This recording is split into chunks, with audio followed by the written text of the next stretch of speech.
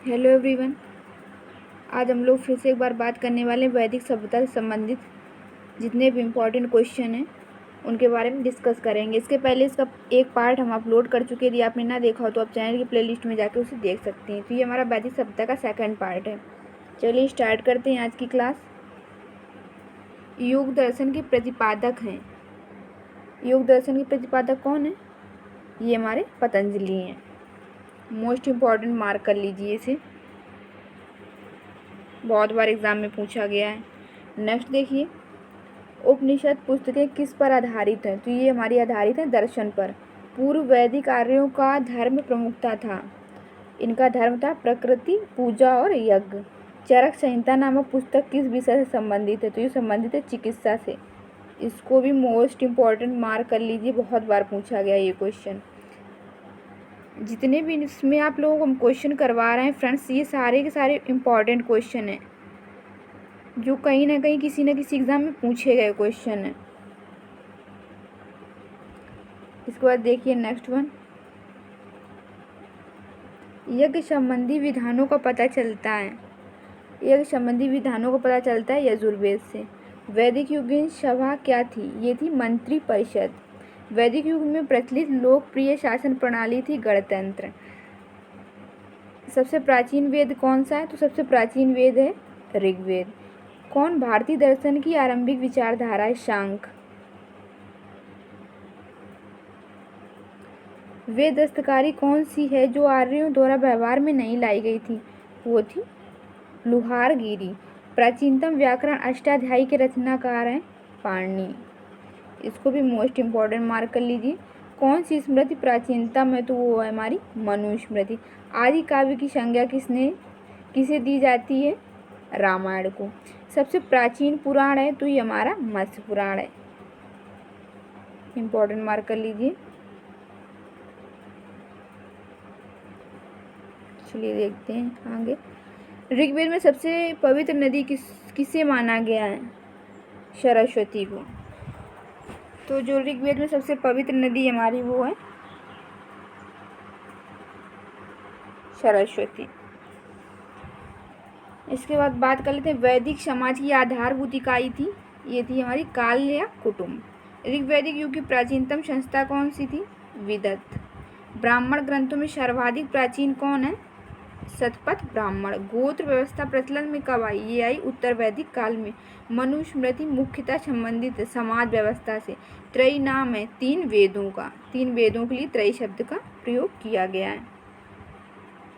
त्रयी हमारे कौन कौन से वेद त्रयी में आते हैं? देखिए जरा, ऋग्वेद, यजुर्वेद, सामवेद, इनको त्रयी वेद के नाम से जाना जाता है। चलिए देखते हैं नेक्स्ट। गायत्री मंत्र की रचना किसने की थी? विश्वामित्र ने। अवेस्ता और ऋग्वेद में समानता है। अवेस्ता किस क्षेत्र से संबंधित है? ये संबंधित है ईरान से। ऋग्वेद में कितनी रचनाएं हैं? तो ये हमारी हैं कुल 1028। किसका संकलन ऋग्वेद पर आधारित है? तो सामवेद का। अब देखिए सामवेद से इम्पोर्टेंट फैक्ट, सामवेद में कुल 1810 छंद हैं जिसमें से 75 को छोड़ के शेष सभी ऋग्वेद में भी हैं।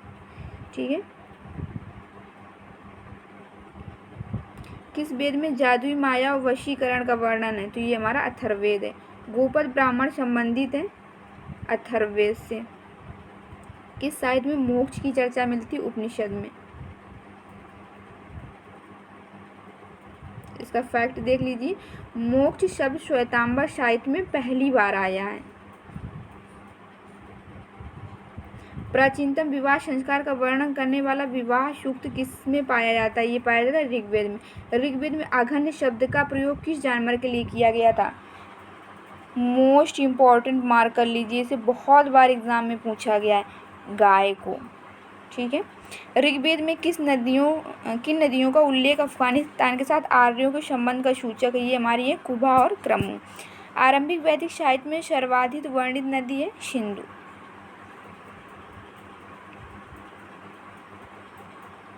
अब देखिए, सिंधु नदी का ऋग्वैदिक काल में सर्वाधिक महत्व था, इसी कारण इसका उल्लेख ऋग्वेद में सर्वाधिक हुआ है।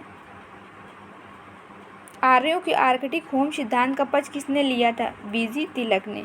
अथर्व का अर्थ है पवित्र जादू। कौन सा वेद अंशतः गद्य रूप में रचित है? यजुर्वेद। उत्तर वैदिक काल में किस देवता को सर्वोच्च स्थान प्राप्त था? तो ये प्राप्त था प्रजापति को। संस्कारों की कुल संख्या कितनी है? 16। कर्म का सिद्धांत संबंधित है मीमांसा।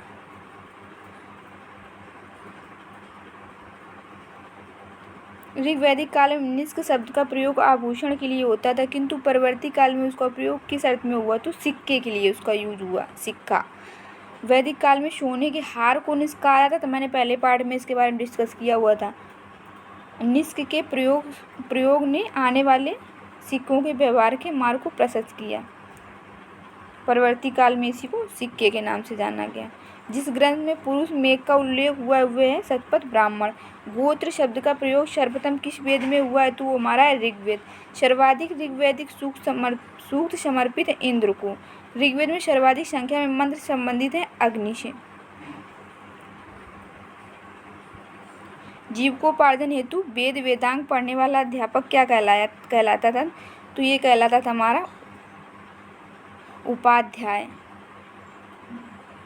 तो फ्रेंड्स, आज की क्लास यहीं से समाप्त करते हैं। जितने भी हमारे इससे संबंधित क्वेश्चन थे वैदिक सभ्यता से, मैंने 2 पार्ट में आपको कवर करवा दी। यदि आपने पहला पार्ट ना देखा हो तो आप चैनल के प्लेलिस्ट में जाकर उसे देख सकते हैं।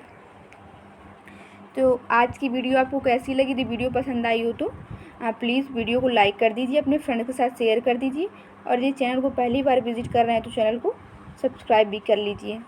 मिलते हैं नेक्स्ट क्लास में। Thanks for